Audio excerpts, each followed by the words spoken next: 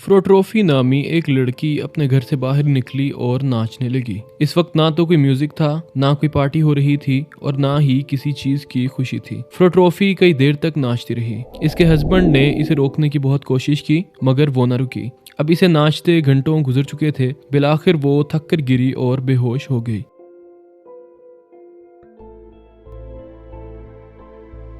Mysterious world में एक बार फिर से खुशामदीद। किसी शादी या फंक्शन में हंसना और नाचना तो एक आम बात है, मगर एक दौर ऐसा भी आया जब लोगों ने हंस हंस कर अपनी जानें दे दी। जी हाँ दोस्तों, हर 100 साल में एक ऐसी बीमारी आती है जो हजारों जिंदगियां निगल लेती है। मगर आज हम बात करेंगे एक ऐसे वाकये की जिसमें ना तो लोगों को कोई बीमारी थी और ना ही इन्हें ऐसा करने का कहा गया था। एक ऐसा सानेहा जिसमें लोग हंस हंस कर और नाच नाच कर थक गए और मर गए। ये वाकया है होली रोमन एम्पायर के एक शहर स्ट्रासबर्ग का, जहां आज मौजूदा फ्रांस वाक़ है। 14 जुलाई सन 1518 के दिन कुछ ऐसा हुआ जो दुनिया के अजीबोगरीब वाकयात की फहरिस्त में शामिल है। होता यूं है कि फ्रोट्रोफी नामी एक औरत हंसते हुए अपने घर से निकलती है और नाचने लगती है। इस वक्त ना तो कोई म्यूजिक था, ना कोई पार्टी हो रही थी और ना ही किसी चीज की खुशी थी। वो मुसलसल नाच रही थी। इसके हस्बैंड ने इसे रोकने की बहुत कोशिश की मगर वो ना रुकी। चंद ही लम्हों के बाद कुछ और घरों के दरवाजे खुले, लोग बाहर आए और वो भी नाचने लगे। फ्रोट्रोफी अब बहुत थक चुकी थी और वो मुसलसल नाच रही थी।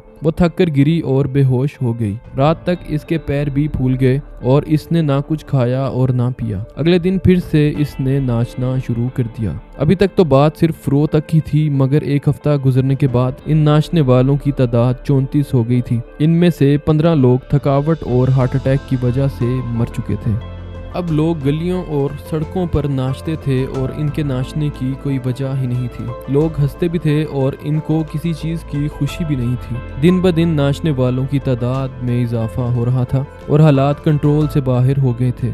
स्ट्रासबर्ग के लोग जो शैतानी ताकतों और जादू पर यकीन रखते थे, इसे सेंट वाइटस का कर्स कह रहे थे। इस वक्त के लोग जादू, जिन्नात और आलमों पर यकीन रखते थे। औरतों को डायन कहकर मार दिया जाता था। वक्त गुजर रहा था और ये बीमारी तेजी से लोगों में फैल रही थी। तकरीबन 1000 से ज्यादा लोग गलियों और सड़कों पर आ चुके थे। अब शहर में ढोल बजाने और नाचने पर मुकम्मल पाबंदी थी। इजाजत थी तो बस स्ट्रिंग इंस्ट्रूमेंट्स की। लोगों की बढ़ती तादाद देखकर सिटी काउंसिल के भी कान खड़े होना शुरू हो गए। डॉक्टर्स और हाई ऑफिशियल्स ने भी इस बात को सीरियस लेना शुरू किया। गिल्ड हॉल्स को अब डांस हॉल्स में कन्वर्ट कर दिया गया। म्यूजिशियंस और प्रोफेशनल डांसर्स को भी बुलाया गया ताकि विक्टिम्स पर इस बीमारी का इफेक्ट कम किया जा सके। इन मुतासिरा लोगों को प्रीस्ट के कहने पर सुर्ख रंग के जूते पहनाए गए। इनके हाथों में रेड क्रॉस का निशान पकड़ाया गया और इन पर होली वाटर भी फेंका गया और इन कमरों में बंद किया गया जहां काफी तादाद में अगरबत्तियां जलाई गई थी। इस तजर्बे से कुछ लोगों पर फर्क पड़ा और वो ठीक भी हुए और काफी लोगों पर इसका असर ही ना हुआ।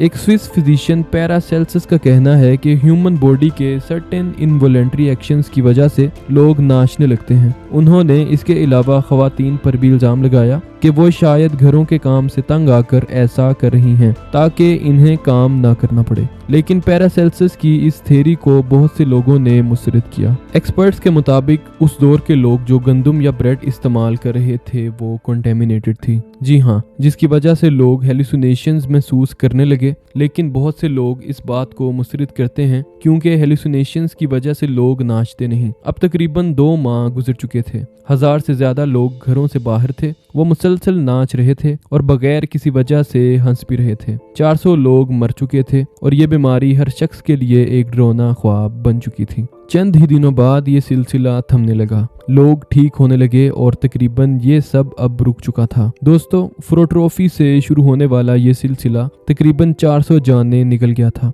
लेकिन इसका आगाज करने वाली फ्रोट्रोफी जो इस जगह पली बड़ी थी, इसके बाद कहाँ गई कोई नहीं जानता। इसको इस वाक़ये के बाद फिर कभी नहीं देखा गया। ये तो बात थी 500 साल पहले के उस वाक़ये की जिसकी एक्सप्लेनेशन आज तक कोई नहीं दे सका, जो कि आज भी एक मिस्ट्री है। इस तरह का एक और वाकया आज से तकरीबन 60 साल पहले तंजानिया में भी पेश आया। कसाशा नामी एक गांव में एक स्कूल था। दो लड़कियां आपस में बातें कर रही थीं और अचानक हंसने लगीं। कुछ ही देर बाद चंद और लड़कियों ने इन्हें देखा और वो भी हंसने लगीं। ये सिलसिला जारी रहा और स्कूल में मौजूद 160 में से 100 स्टूडेंट्स हंसने लगे। कुछ ही अरसा गुजरने के बाद आसपास के 14 स्कूलों में भी ऐसा होने लगा। बच्चे और बच्चियां बेसाख्ता हंसने लगते और हंसते रहते। उस्ताज़ा और वालिदैन ने पहले तो बच्चों को मारा पीटा कि शायद ये जानबूझकर ऐसा कर रहे हैं, मगर ऐसा नहीं था। ये ख्याल किया जाने लगा कि शायद बच्चे छुट्टी लेने के लिए इस तरह कर रहे हैं। शहर के तमाम स्कूल बंद कर दिए गए। इस वाक़ये में तकरीबन 1000 बच्चे अफेक्टेड हुए,